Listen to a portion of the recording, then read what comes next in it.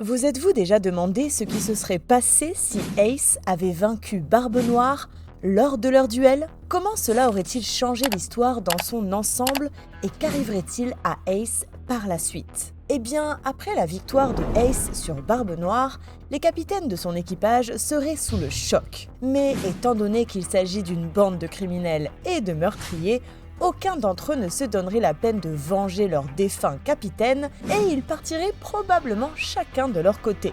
Le seul qui resterait peut-être serait Jesus Burgess, qui semble un peu plus loyal que les autres. Il tenterait instantanément de se venger de Ace, mais cela ne se terminerait pas très bien pour lui. Je veux dire, réfléchissez-y. Dans l'histoire principale, il s'est fait dominer par Sabo à Dressrosa. Alors, quelle chance a-t-il contre Ace? Bah ouais, aucune.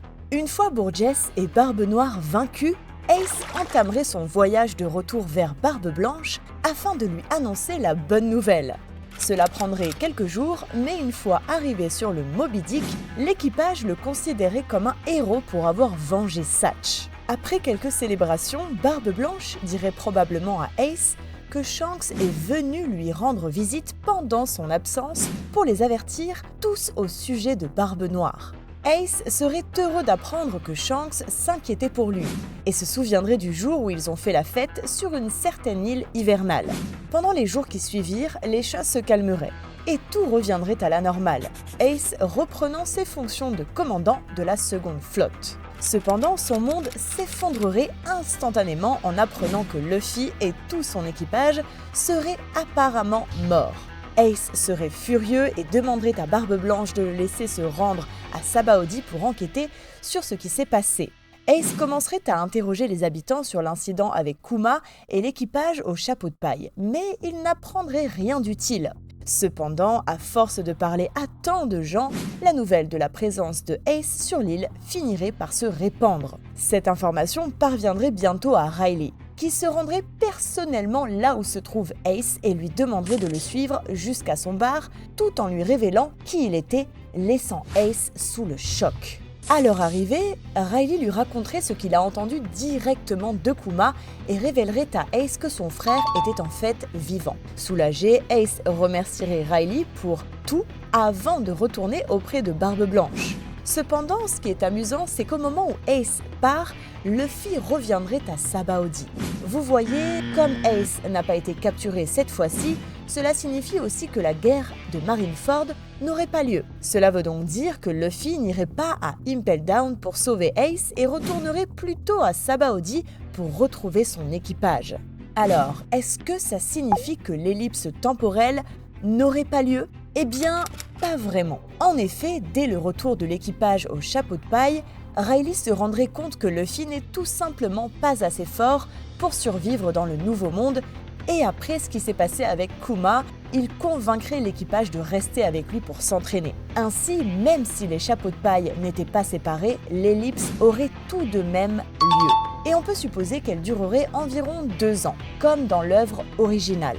Il est également important de mentionner que le monde de One Piece, dans son ensemble, serait assez différent dans cette version de l'histoire. Tout d'abord, étant donné que Barbe Noire est mort, tous les prisonniers resteraient à Impel Down, y compris Baggy, Mr. 2, Mr. 3 et Crocodile. Autre fait intéressant. Sengoku ne prendrait pas sa retraite. Bien qu'on ne peut pas en être sûr, j'ai le sentiment que c'est la guerre qui a poussé Sengoku à quitter enfin son poste. Et comme la guerre n'aurait pas lieu cette fois-ci, il continuerait d'être l'amiral en chef. Ainsi, Aokiji et Akainu ne finiraient pas par s'affronter sur Punk Hazard et conserveraient tous deux leur poste d'amiral. Maintenant, pendant que les chapeaux de paille sont occupés à s'entraîner, Ace partirait pour son propre voyage afin de tenir une certaine promesse qu'il a faite à quelqu'un. Voilà, je pense qu'à ce stade de l'histoire, Ace essaierait réellement de libérer Wano de l'emprise de Kaido.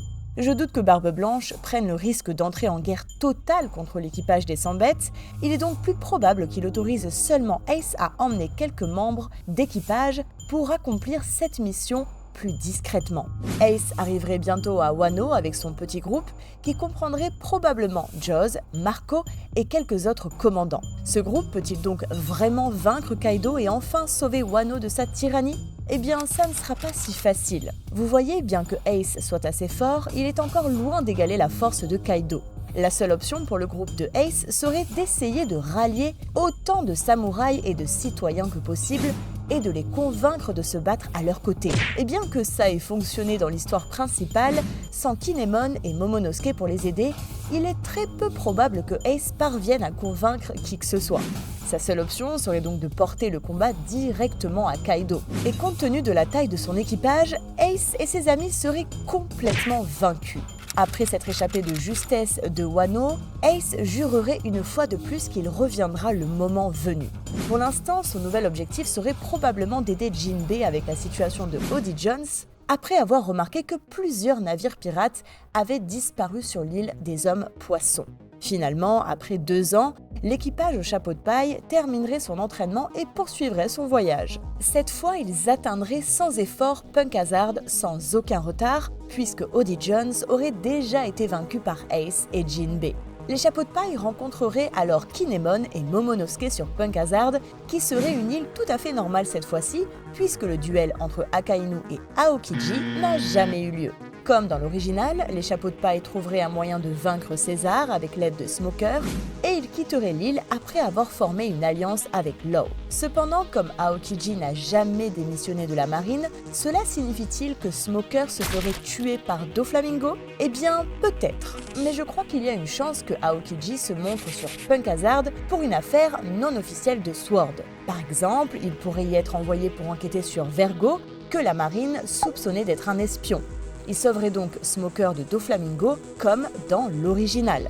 Autre point important, dans cette version de l'histoire, il n'y a pas eu besoin de la conscription mondiale pour de nouveaux amiraux de la marine, ce qui signifie que Green Bull et Fujitora ne seraient pas du tout des personnages importants. C'est pourquoi je pense que Aokiji serait celui qui irait à Dressrosa cette fois-ci à la place de Fujitora. Il se porterait probablement volontaire pour le faire afin de garder un œil sur Doflamingo. Bref, sans l'événement du Colisée pour distraire les chapeaux de paille, les choses s'envenimeraient beaucoup plus vite. Les membres de l'armée révolutionnaire se rangeraient très probablement du côté des chapeaux de paille afin de démanteler les usines d'armes de Doflamingo. Ça donnerait à Luffy le temps de rencontrer certains membres de l'armée et son frère perdu de vue depuis longtemps, Sabo.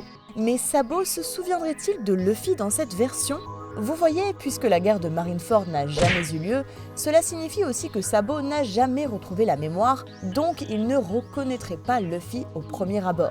Cependant, après avoir regardé de plus près le visage de Luffy, ses souvenirs commenceraient à refaire surface et il fondrait en larmes. Avec Sabo à ses côtés, Luffy et Law seraient bien équipés pour gérer toute la situation à Dressrosa. Voyant que Doflamingo serait probablement bientôt vaincu, Aokiji n'interviendrait pas et laisserait volontiers les chapeaux de paille se débarrasser de lui. Pendant tous les combats, Luffy aurait l'occasion de voir Sabo démontrer la supériorité de son haki, ce qui motiverait encore plus Luffy à rattraper son puissant frère aîné. Comme Luffy se retrouverait face à Doflamingo, et bien que ce ne soit pas facile, il parviendrait à le vaincre en utilisant le Gear 4. Témoin de la façon dont Doflamingo était prêt à sacrifier tout le pays et du manque de mesures prises contre lui par le gouvernement mondial, Aokiji quitterait officiellement la marine pour poursuivre sa propre justice. Pendant que tout cela se passe, Ace serait occupé à accomplir des missions pour Barbe Blanche à travers le monde. Cependant, il arrêterait immédiatement tout ce qu'il faisait dès qu'il recevrait un message l'informant que l'état de Barbe Blanche s'aggravait. Ace se dépêcherait de retourner au navire pour ne trouver que le Pops sur son lit de mort. Après avoir partagé un moment émouvant avec son équipage, Barbe Blanche décéderait dans une pose intimidante sur sa chaise géante. Cela peut vous paraître étrange que Barbe Blanche meure si tôt, mais vous devez vous rappeler que cet homme était si malade qu'il devait être connecté à des équipements médicaux en permanence, même avant l'ellipse, et ne pouvait même plus utiliser le haki. Il est donc logique que, après l'ellipse, sa maladie finisse par le rattraper. Bref, après ses funérailles, les pirates de Barbe Blanche se sépareraient et Ace redeviendrait un pirate indépendant. L'équipage des pirates Spade, l'ancien équipage de Ace, se réformerait alors probablement, et la première chose qu'il ferait serait de se rendre sur l'île des hommes poissons pour s'assurer qu'elle ne tombe pas entre de mauvaises mains après la mort de Barbe Blanche. Très vite, certains pirates de Big Mom arriveraient sur l'île pour la revendiquer, mais les pirates Spade ainsi que Jinbei tiendraient bon et placeraient l'île sous leur protection. Cependant, bien qu'ils aient réussi à vaincre les pirates de Big Mom pour le moment, Ace et Jinbei se rendraient vite compte que les attaques de Big Mom ne cesseraient jamais à moins de l'affronter directement.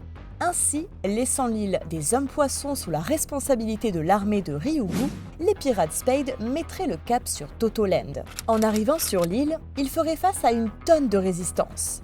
Mais l'équipage de Ace finirait par atteindre l'île Tugato. Curieusement, Ace y arriverait en même temps que l'équipage au chapeau de paille et serait absolument choqué de voir Luffy là-bas. J'imagine que ce serait probablement sa réaction. Cependant, Luffy n'aurait pas le temps d'expliquer pourquoi il était là, car Cracker arriverait bientôt pour les arrêter. Combattant ensemble, le duo et Nami vaincraient facilement Cracker, mais évacueraient ensuite rapidement la zone avant l'arrivée de toute l'armée de Big Mom. Trouvant un moment pour reprendre leur souffle, les frères partageraient un instant pour discuter de la façon dont ils se sont retrouvés tous les deux sur l'île Tugato en même temps.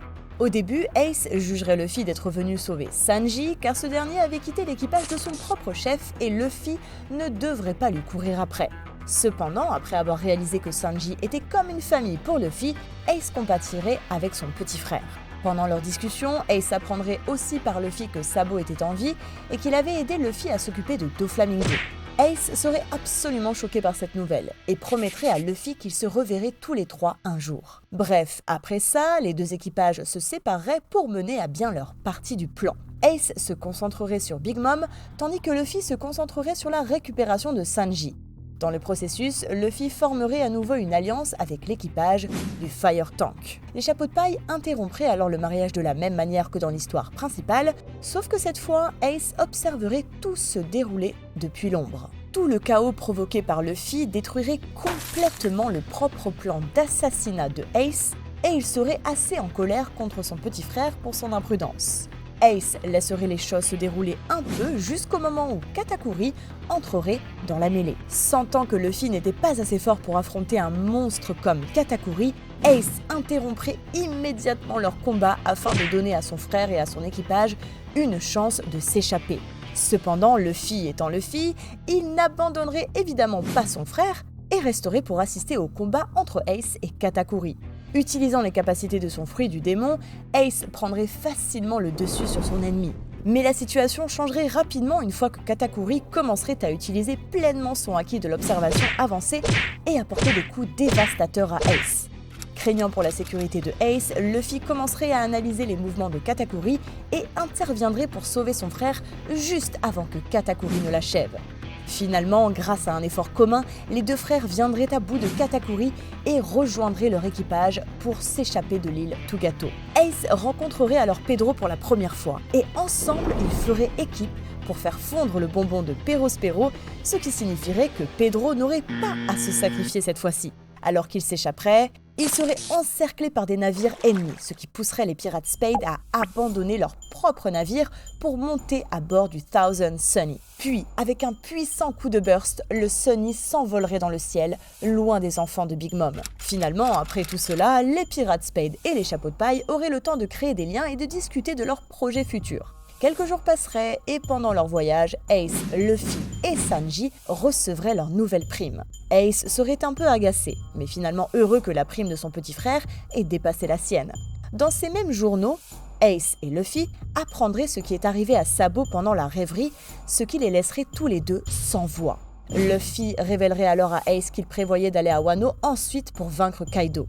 Ace serait choqué de l'entendre et supplierait Luffy de ne pas le faire car il savait par expérience à quel point Kaido pouvait être dangereux. Cependant, voyant que Luffy ne reculerait pas, Ace accepterait de l'aider car les deux frères avaient promis la même chose par le passé, libérer le pays de Wano de sa tyrannie. Cependant, ça ne serait pas facile car dans cette version de l'histoire, Big Mom et Kaido n'hésiteraient pas à faire équipe beaucoup plus tôt, étant donné à quel point Ace et Luffy pouvaient être problématiques ensemble. Alors, les deux frères travaillant ensemble, pourraient-ils enfin vaincre les empereurs et atteindre leur objectif ? Ou seraient-ils complètement anéantis ? Alors que le Thousand Sunny approchait des côtes de Wano, Ace demanderait à Luffy de prendre le reste de son équipage et de continuer à naviguer pendant qu'il partirait en mission solo sur l'île de Sphinx à proximité pour retrouver un vieil ami. Les choses se dérouleraient à peu près de la même manière une fois que les chapeaux de paille arriveraient à Wano. Et peu de temps après, Ace les rejoindrait pour discuter avec le reste de l'Alliance. Il serait choqué d'apprendre ce qui est arrivé à Oden à Wano et serait encore plus déterminé à faire tomber Kaido et à venger l'ancien membre de l'équipage de Barbe Blanche. Pendant que la réunion se déroulait, un raid soudain sur la capitale des fleurs par Kaido pousserait Luffy à se lancer dans l'action de manière imprudente. Ace lui crierait de ralentir, mais nous connaissons tous Luffy et ça n'arrivera pas. Ace aiderait alors les membres de l'Alliance à évacuer le château d'Oden avant qu'il ne soit détruit. Luffy se retrouverait à nouveau en prison où il rencontrerait Yogoro et Kid. Croyant que Luffy était assez fort pour se débrouiller même s'il se faisait attraper, Ace concentrerait plutôt ses efforts sur l'interception de l'équipage de Big Mom à l'extérieur de Wano. Pendant son embuscade, Marco apparaîtrait soudainement aussi pour équilibrer les chances et ensemble, ils éjecteraient Big Mom de son navire. Globalement, la situation se déroulerait de manière similaire à l'histoire principale, sauf qu'au lieu que King batte Big Mom, ce serait Ace et Marco. Big Mom survivrait évidemment à cela, comme dans l'original, et battrait Chopper et Tama. Bref, avec l'un des empereurs hors jeu, Ace se dirigerait vers Udon pour libérer son petit frère, mais il y arriverait en même temps que Big Mom. Après que Big Mom et Queen aient eu leur petite altercation et qu'elle ait retrouvé la mémoire, elle se dirigerait vers Onigashima. Ace passerait alors à l'action, sortant de l'ombre pour aider Chopper et Raizo à s'occuper des prisonniers.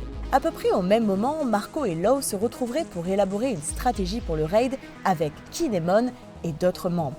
Une fois l'épidémie maîtrisée, il est probable que Ace passerait du temps à Udon avec Luffy pour qu'ils puissent tous les deux perfectionner leurs compétences en haki avancé. Bientôt la nuit du raid arriverait et toute l'Alliance naviguerait vers Onigashima. Dans cette version de l'histoire, l'Alliance comprendrait les pirates Spade, Marco, Jinbei ainsi que 3 équipages de Supernova. Travaillant ensemble, ils envahiraient rapidement Onigashima. Et la première chose que Ace ferait serait de chercher son ami Yamato à l'intérieur de la structure. Il finirait par le trouver, se faisant passer pour Kozuki Oden. Ce seraient des retrouvailles douces amères, mais il n'aurait pas le temps de discuter car Kaido annoncerait bientôt qu'il tenait Momonosuke en otage. Se précipitant à son secours, Yamato laisserait Ace derrière lui, promettant de le rejoindre plus tard. En montant sur le toit, Ace éliminerait quelques gifters en chemin avant de trouver Luffy et ses amis déjà engagés dans la bataille. Ace et Luffy commenceraient donc à combattre Kaido, tandis que Law et Kid se débattraient avec Big Mom à un autre étage. Au milieu du chaos, Yamato et Momonosuke empêcheraient Onigashima d'exploser et tenteraient de maintenir l'île à flot. Et après avoir échoué à porter le coup de grâce à plusieurs reprises, Kaido deviendrait de plus en plus agressif en combattant le duo jusqu'à ce que Ryokugyu intervienne et tende une embuscade à Luffy. Ace arriverait trop tard pour empêcher cela et verrait son frère mourir dans ses bras. Poussé par la rage, Ace éveillerait instantanément son fruit du démon. Et le champ de bataille serait couvert de flammes brûlantes qui désintégreraient Ryokugyu en quelques secondes. Cette nouvelle montée en puissance aiderait Ace à se battre contre Kaido sur un pied d'égalité et il parviendrait même à lui porter quelques coups solides. Cependant, cela ne suffirait pas à arrêter une bête comme Kaido et peu de temps après, Ace tomberait au sol, épuisé complètement à court d'énergie. Mais soudain, le cœur de Luffy recommencerait à battre alors qu'il s'éveillait dans sa forme légendaire de Nika. Sous les yeux de Ace, Luffy battrait Kaido de la même manière caricaturale que dans l'histoire principale et Ace n'hésiterait pas à se joindre à lui pour l'aider. À la fin de la nuit, les deux frères travaillant ensemble anéantiraient complètement Kaido, rendant ainsi le pays de Wano à nouveau libre. Après avoir fait la fête pendant un certain temps après la bataille, Ace et son équipage quitteraient finalement Wano et retourneraient sur l'île des Hommes-Poissons pour voir comment les choses s'y passent. Cependant, en chemin, un faisceau de lumière aveuglante arrêterait net les pirates Spade. L'île qu'ils connaissaient, Lulusia, serait soudainement détruite, ne laissant qu'un cratère géant dans la mer. Venant de ce cratère, Ace remarquerait un petit navire avec un passage familier à bord et il fondrait en larmes.